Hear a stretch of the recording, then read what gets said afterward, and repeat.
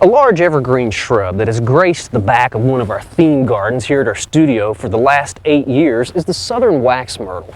It's provided a really nice green background to help show off all the plants that we've had in this bed through the years. The Southern Wax Myrtle is a broadleaf evergreen. We can think of its leaves as like the leaves of the evergreen hollies, rather than the needle-like foliage of our typical evergreens like pines or spruces or something like that.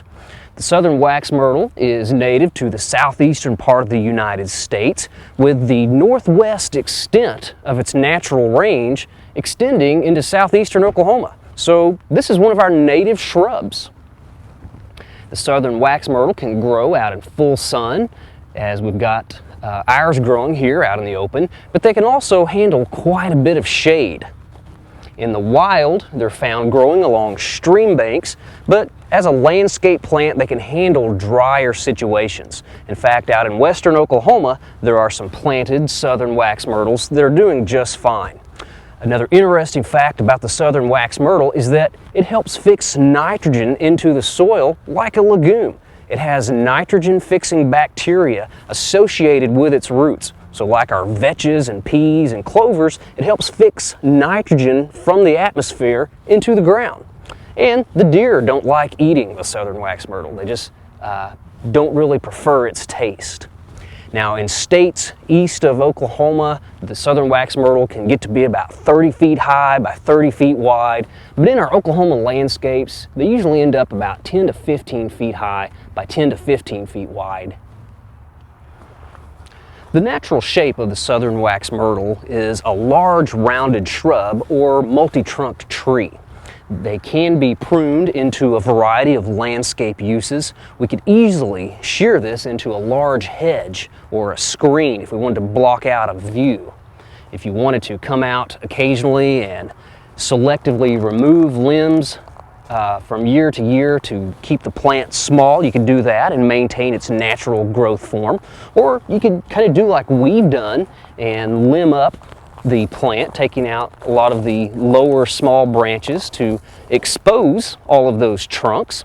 This is a type of pruning we call giving the plant some legs.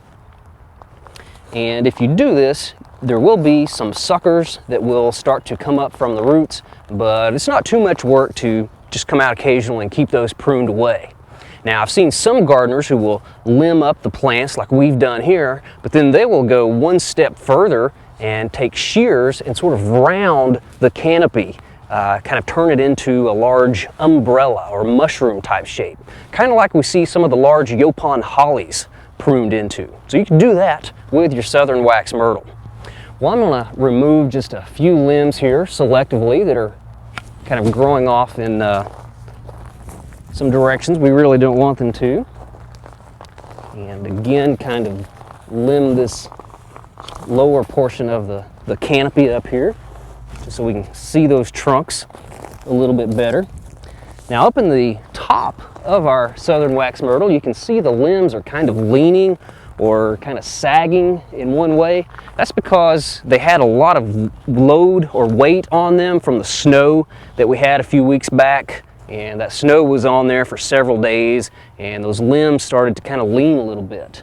Most of them have straightened up most of the way, but if they aren't where we want them to be by this fall, we're going to come out and prune on those a little bit, take some of the weight off, and hopefully they will straighten up as well.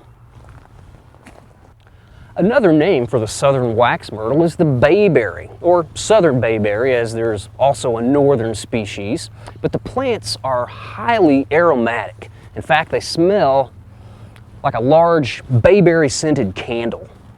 The backs of the leaves have numerous little spots on them, and those are the resin glands. That's the source of a lot of the fragrance. The fruit of the Southern Wax Myrtle is a little bluish gray berry that's produced later in the year, and they also carry that fragrance.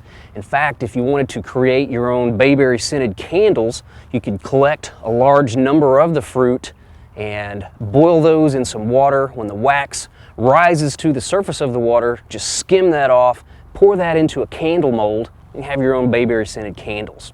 Good time of the year to collect the fruit would be October or November, but you'll have to get to them before the birds do because they really love those fruit as well. Well, if you're considering planting a large broadleaf evergreen shrub in your landscape, I hope you think about our native bayberry scented Southern Wax Myrtle. We hope you enjoyed this video. It's part of our OK Gardening Classics YouTube channel. You can also find more recent videos on our Oklahoma Gardening YouTube channel. And join us on social media for great gardening tips, photos, and discussion.